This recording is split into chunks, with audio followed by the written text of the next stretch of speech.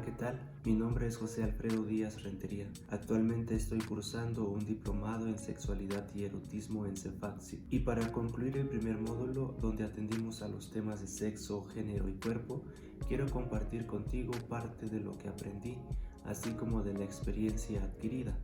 En primer lugar, fue necesario distinguir entre sexo y género, ya que muchas veces solemos emplear como sinónimos estos dos términos. Por un lado, sexo hace referencia al conjunto de características biológicas, anatómicas, genéticas, hormonales y fisiológicas de los cuerpos sexuados, que pueden ser femeninos, masculinos o intersexuales. Cuando digo intersexual me refiero a aquellas personas que nacen con características sexuales distintas a las masculinas o femeninas. Recordemos que hace algunos años a estas personas todavía las conocíamos como hermafroditas, pero como el vocablo se tornaba despectivo, hoy preferimos llamarles intersexuales. Ahora bien, se ha de tener muy claro que el sexo es determinado biológicamente. No es algo que nosotros podamos elegir, ni tampoco algo que social o culturalmente nos puedan imponer. Nuestra condición sexual viene determinada por nuestra naturaleza y únicamente podemos ser personas con características masculinas, femeninas o intersexuales. El sexo puede ser entendido como una cebolla, no porque huela mal, sino porque una cebolla tiene capas y podemos notar que nuestra naturaleza sexuada puede ser comprendida desde distintos niveles biológicos. Así pues, hablamos del sexo cromosómico, donde los machos humanos producen espermatozoides con cromosomas X o Y y las hembras humanas producen óvulos con cromosomas X. El sexo gonadal puede distinguirse alrededor de las 8 semanas después de la concepción, pues los embriones XY desarrollan testículos, mientras que los embriones XX desarrollan óvulos. Aquí recordemos que a los testículos y a los ovarios también se les conoce como gónadas, y las gónadas tienen la función de producir hormonas. En el sexo hormonal decimos que el macho produce mayor cantidad de testosterona, mientras que las hembras tienen mayor producción de estrógenos y progesterona. Estas tres hormonas están presentes en todos los humanos. El sexo reproductivo interno hace referencia a las características reproductoras. En el macho se formarán la próstata, el epidídimo y los conductos deferentes. En las hembras se desarrolla el útero, el cérvix y las trompas de falopio. Luego hablamos también del sexo genital, el cual puede notarse a los 4 meses del feto, pues en el macho se desarrolla el pene y el escroto, y en las hembras la vagina, los labios y el clítoris. En esta explicación hacemos también referencia a la morfología externa para hablar de las diferencias corporales como la musculatura, el desarrollo de los pechos, la densidad de vello o el tamaño de las caderas, etc.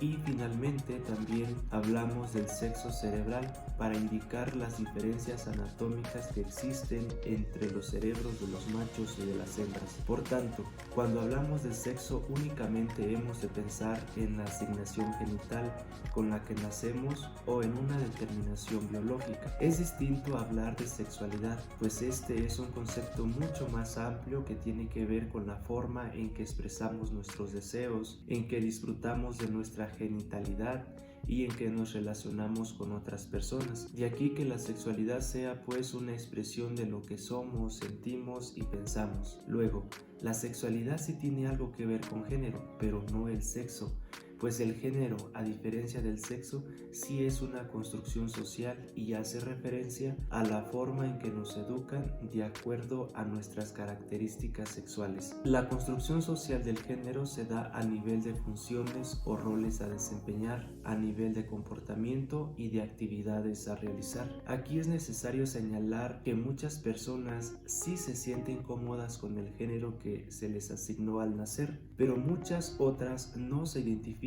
ni como varones ni como mujeres, sino que tienen una identidad de género no binaria. Recordemos que binario hace referencia a identificarse únicamente como hombre o mujer. Por tanto, lo no binario sería la no identificación como hombre o mujer. También existen personas que simplemente fluyen entre los géneros, sin identificarse con uno u otro. De estas personas decimos que tienen un género fluido. Todo esto nos indica que existe una identidad de género, es decir, que una cosa es el género que socialmente se nos impone al nacer y otra muy distinta es el género con que nos identificamos por libre elección. Así, por ejemplo, hay personas que se identifican como varones, otras como mujeres, pero otras ni como varones o mujeres, sino como no binarias. Además de hablar de identidad de género, hablamos también de expresión de género, y con ello hacemos alusión a cómo nos expresamos en términos de vestimenta,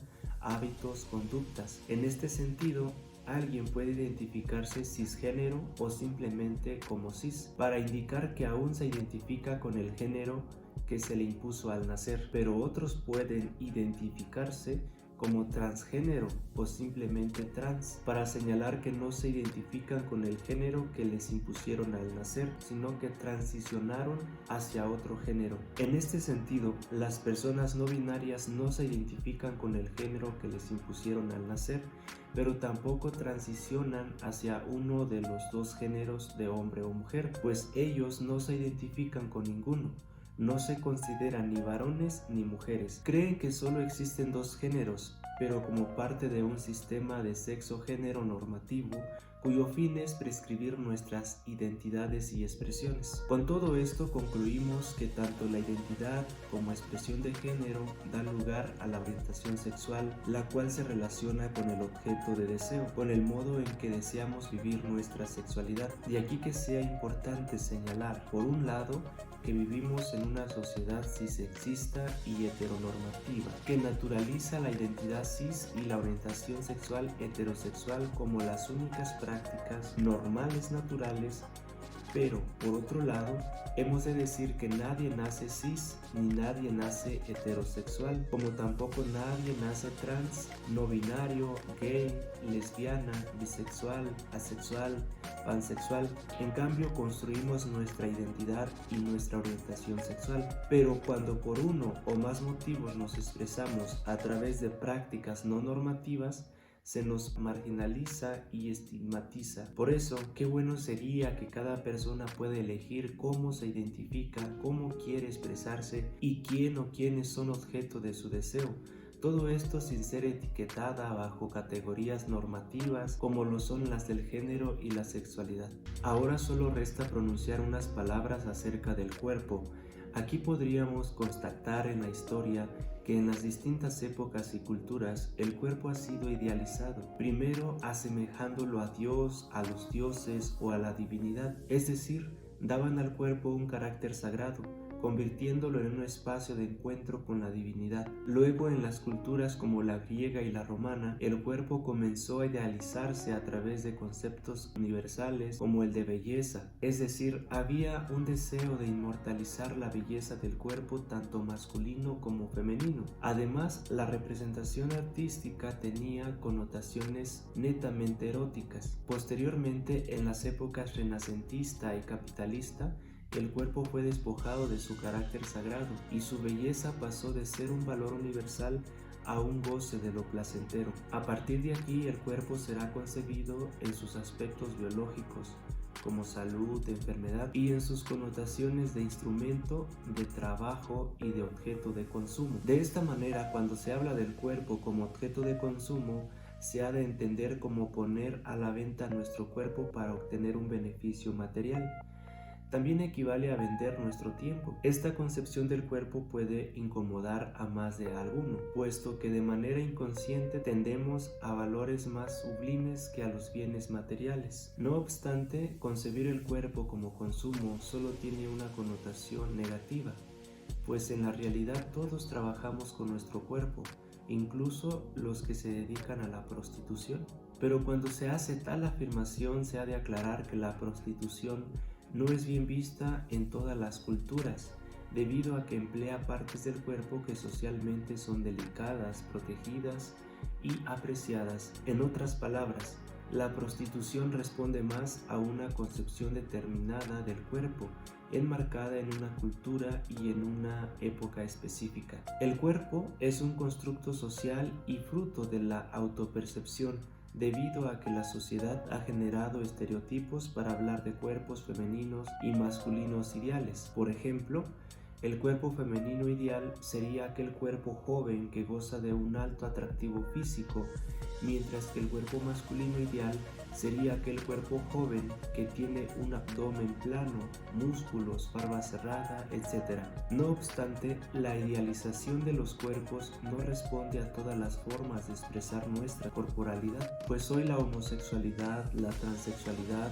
o cualquier otra forma de manifestación de la sexualidad no encuentra todavía prototipos sociales bien definidos. Hoy pareciera que los cuerpos reciben culto, pues tanto hombres como mujeres diariamente acuden a los gimnasios para tonificar sus músculos. Aquí puede decirse que no todas las personas acuden al gimnasio para conservarse saludables, sino para conservarse en una forma física determinada que pueda garantizarles mayor aceptación social o éxito profesional. En consecuencia, se puede afirmar que la percepción del cuerpo responde a valores narcisistas y hedonistas, donde el cuerpo es instrumentalizado para sentir placer, especialmente placer sexual o relacionado con la comida. El cuerpo es también el espacio donde nos encontramos con otros a nivel sexual y social, pues es nuestra carta de presentación. En otras palabras, el cuerpo es nuestra expresión máxima de lo que somos. De aquí que la autoimagen sea tan importante para aceptar nuestro cuerpo tal como es,